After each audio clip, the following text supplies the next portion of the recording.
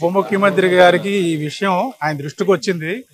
మొన్న ఈ మధ్యనే కలెక్టర్ గారిని పిలిచి ఎంత ఖర్చు అయినా పర్వాలేదు, దీనికి ఈ వరద బారిన పడకుండా ఈ ప్రాంతాన్నంతా కాపాడమని ఒక పథకాన్ని తయారు చేయమని చెప్పారు. భారీ ఎత్తున సుమారుగా 1000 కోట్ల రూపాయలతో ఒక ప్లాన్ రెడీ అవుతుంది.